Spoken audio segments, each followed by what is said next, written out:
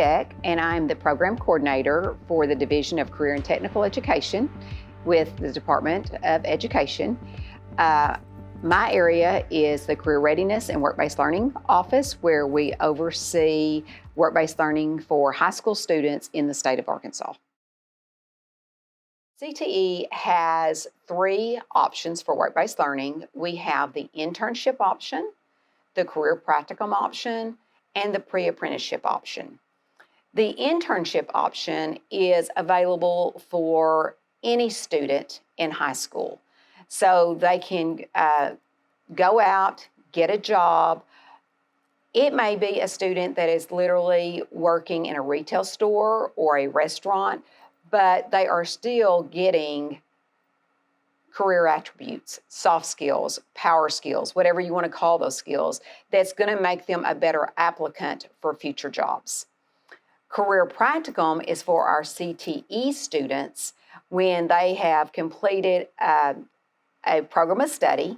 They can then go to work in a job that aligns, where those job duties align to that program of study,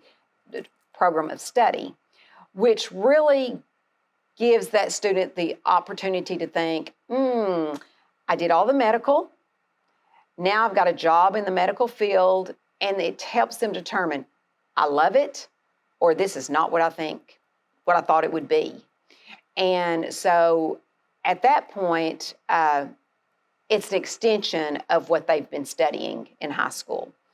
The pre-apprenticeship is also an available option where students can begin alignment to a registered apprenticeship program, and they maybe are working in the content area while they're maybe their senior year, and those hours could be applied to that apprenticeship program. Within our program, we have, in the schools that offer work-based learning, we have work-based learning coordinators.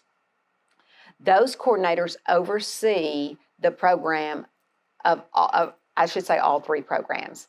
They work with those students, they go out, they do site visits, they have class time with them, they're making connections, they're helping them build resumes. The students are working on documents that would to build a portfolio in that class time. So to become a work-based learning coordinator, we have a mentorship program. And with that first semester they are overseeing that program, we connect them to a seasoned mentor to help them learn, the best practices to become a work-based learning coordinator. Some students will go parallel to post-secondary, where they are going to college and they're going to continue their career path.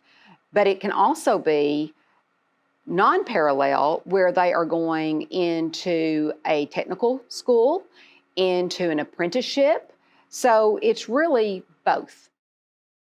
That's the goal to me for a high school student, is connecting them to a professional that can help mentor them and help them to develop skills.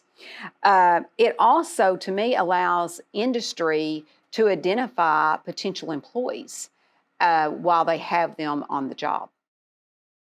You can teach all day long in a classroom, but there's no better experience than for a student to go out into the workforce, get them in the professional setting, and let them feel what it's like and what the expectations are. The employer, they get to actually evaluate young individual talent as they are bringing them in. That's how they can start recruiting.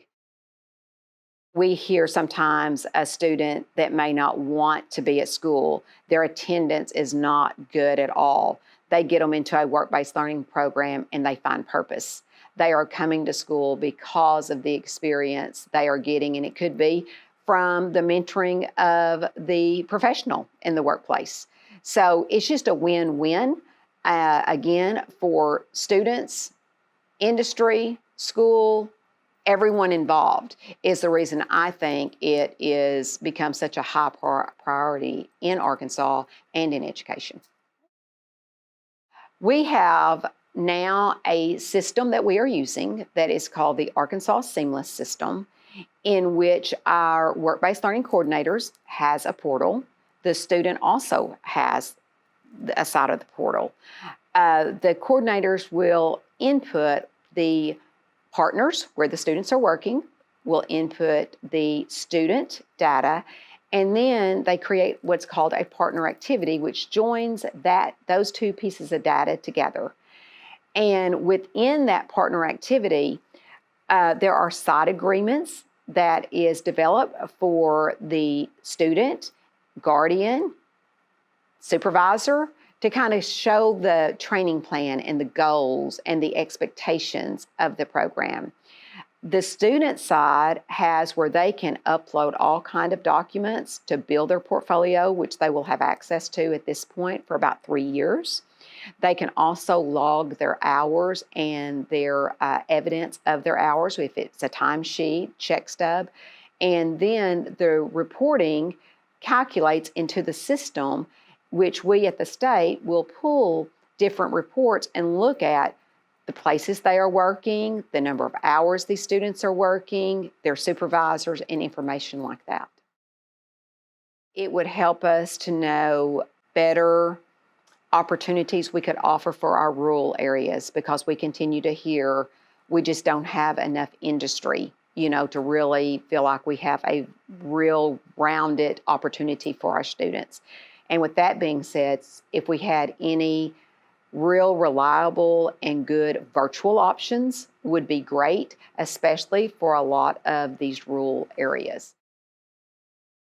I think an interactive dashboard would be really great, and not just for the school, but also if we could get our industry to put in to the interactive dashboard, maybe just available jobs, what they're looking for, our work-based learning coordinators to put in there. This is in the parts of the state that we have this. These are successful programs that we have going on. These are employers that's willing to accept some of our students. So I just think an interactive dashboard overall would benefit. People are always looking for, the outcomes.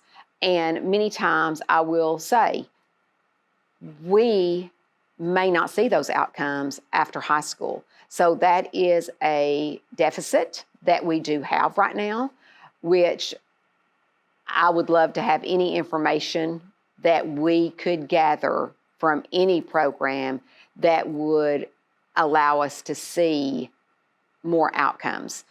Hopefully with the data system and everything that we're trying to do here in the state, hopefully we're all going to get more of that information and sharing of that information to really see the outcomes. I know in CTE, most of the time you do track those kids for the next year of where they're at, but it's just gathering it all together to see which of those kids were work-based learning kids also. So we've got some work to do in that area, but outcomes would be very nice to see of our work-based learning students. What are they doing after high school? Are they at a 2-year college? Are they in an apprenticeship? Are they at a technical school? Are they straight to an employer?